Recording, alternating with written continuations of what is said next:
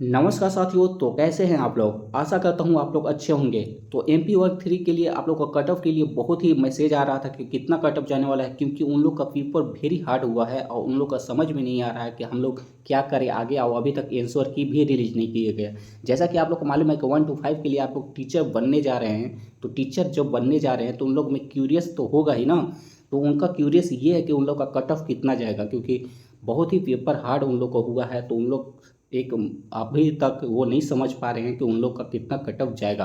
और साथ ही बात करेंगे इस वीडियो में कि रिजल्ट आप लोग को कब तक आएगा।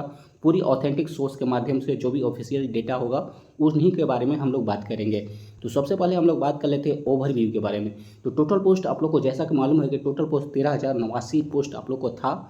और क्या हो सकता है इसका सेफ स्कोर, क्योंकि गेस्ट और नॉन गेस्ट दोनों ही अप्लीकेबल थे इस एग्ज़ाम में, ठीक है।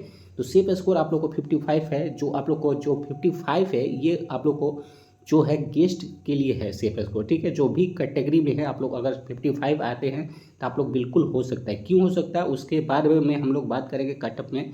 तो यहाँ पर टोटल फॉर्म जो अप्लाइड हुआ था वो कितना हुआ था आप लोग को 1.8 लाख प्लस आप लोग को अप्रोक्स इतना ही आप लोग को फॉर्म अप्लाई हुआ है। जिसमें से आप लोग को प्रेजेंट कैंडिडेट थे वो कितना थे, तो उनमें आप लोग को प्रेजेंट कैंडिडेट 95,000 प्लस थे। और साथ ही बात कर लेते हैं यहाँ पर कि एक सीट के लिए कितने लोग फाइट करेंगे। तो बहुत ही लगभग कम है, यानी 7 लोग से आप लोग फाइट करिएगा तो आप लोग एक सीट सुनिश्चित कर सकते हैं अपने के लिए।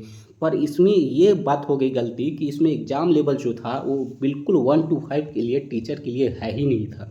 इसमें एग्ज़ाम लेवल वेरी हार्ड था, तो यानी मॉडरेट टू हार्ड पेपर बच्चे बहुत सारे मैसेज किए हैं हमारे पास, जिनमें से ये पेपर में आप लोग को बहुत ही मॉडरेट और हार्ड डिफ़िकल्टी लेवल की थी।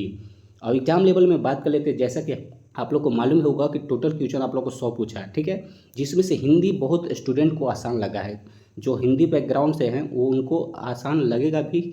और इंग्लिश में आप लोग को जैसा कि मालूम है कि मॉडरेट था। और साथ ही साइंस में बात कर लेते हैं तो हार्ड लेवल था। मैथ की बात करें तो हार्ड लेवल था, क्योंकि क्वेश्चन का डिफ़िकल्टी लेवल इसमें बहुत ही नेक्स्ट लेवल की थी। तो यहाँ पर 1 to 5 के लिए ये बिल्कुल भी एप्लीकेबल नहीं था। साथ ही बात कर लेते हैं तो सोशल साइंस भी हार्ड लेवल था। तो यहाँ पर अगर क्वेश्चन की बात करें तो क्वेश्चन बहुत लोग 50 प्लस भी नहीं करने पाए हैं। बहुत स्टूडेंट का मैसेज हमारे पास आया है जिनमें से उन लोग का 50 प्लस भी मार्क्स नहीं आ रहे हैं, ठीक है। तो आप लोग को उसके बारे में भी बताएंगे। तो कुछ किस शिफ्ट में आप लोग का मार्क्स जो है वो कितना बढ़ सकता है नॉर्मलाइजेशन में, उसके बारे में भी बात करेंगे। तो 9 अक्टूबर में आप लोग को जैसा कि मालूम होगा कि 9 अक्टूबर को जो पेपर हुआ था वो कैसा हुआ था उसके बारे में बात कर लेते हैं, ठीक है।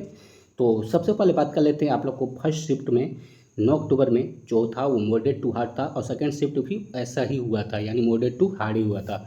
और 10 अक्टूबर को जो फर्स्ट शिफ्ट था वो हार्ड लेवल का था। आप लोग जो एग्ज़ाम दिए होंगे वो भी रिलेट कर रहे होंगे कि जो फर्स्ट शिफ्ट में था वो हार्ड पेपर हुआ था और सेकंड पेपर में मॉडरेट टू हार्ड। यानी आप लोग को अगर ओवरऑल बताया जाए ना तो पूरी पेपर जो है वो मॉडरेट टू हार्ड ही हुआ है। कोई भी ऐसा नहीं हुआ था कि एकदम पूरा ईजी हो जाए और पूरा हार्ड हो जाए, यानी बैलेंस ही था। पर उसमें आप लोग को सारी पेपर जो था वो मॉडरेट टू हार्ड ही था। जो 11 अक्टूबर का था सेकंड शिफ्ट वो भी हार्ड था, यहाँ पर देख भी सकते हैं, ठीक है।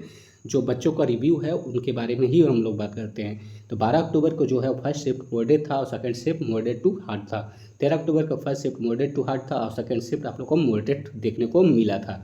बात कर लेते हैं आगे के बारे में। जो आप लोग का आंसर की के डेट के बारे में पूछ रहे थे तो आप लोग को डेट बता देते हैं। तो यहाँ पर आप लोग को जो डेट बताया जा रहा है वो 17 अक्टूबर को बात किया जा रहा है, यानी 17 अक्टूबर को आप लोग का आंसर की आने वाला है। ये आप लोग को जो भी डेटा बताया जा रहा है ये सूत्रों के माध्यम से बताया जा रहा है। जो भी आप लोग का जितनी भी जो डाटा दिखी गई है, जो वेबसाइट चेक की गई है, उससे हमें ये डाटा मिला के 17 अक्टूबर तक आप लोग का आंसर की आने वाला है, ठीक है। और साथ ही आप लोग को जो वैकेंसी है आप लोग को जैसा कि यहाँ पर दिख रहा होगा, इसमें आप लोग अपने से भी देख सकते हैं तो आप लोग समझ में आ जाएगा, ठीक है। तो यहाँ पर आप लोग को बात कर लेते हैं पोस्ट के बारे में। तो पोस्ट में जो था आप लोग का प्राइमरी टीचर सेकेंडरी जो है एजुकेशन डिपार्टमेंट में जो था आप लोग का 10,150 यानी 10,150। और प्राइमरी SC ST समवर्ग में आप लोग को जैसा मालूम है बैकलॉग के लिए 1523 था। और प्राइमरी टीचर ऑफ साइंस के लिए आप लोग 1416 और 1087 आप लोग का बैकलॉग था। यानी टोटल सीट आप लोग का था जो वो 13,089 था। आगे बात कर लेते हैं। बहुत सारे स्टूडेंट अभी यही चीज़ के लिए रुके हुए थे कि उनका कट ऑफ कितना जाने वाला है, उसके बारे में बात कर लेते हैं। तो कट ऑफ आप लोग का कितना जा सकता है उसके बारे में बात कर लेते हैं।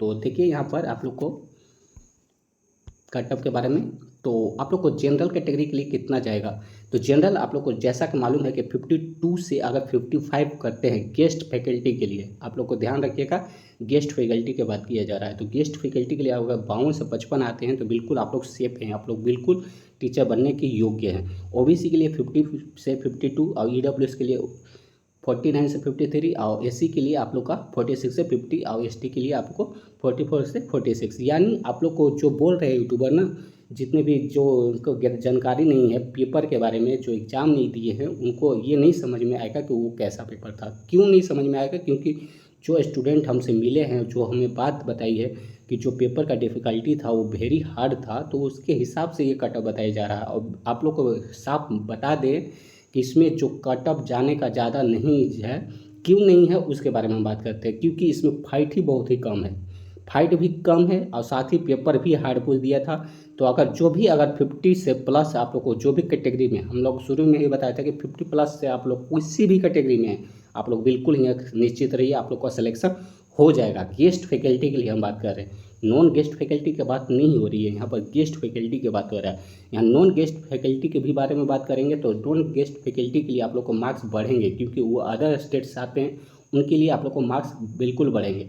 तो जनरल के लिए आप लोग बात कर ले तो 65 से 68, ओबीसी के लिए बात करें तो 63 से 65, ईडब्ल्यूएस के लिए बात करें तो 60 से 62, एससी की बात करें तो 55 से 57, एसटी की बात करें तो 50 से 52 जाने वाला है।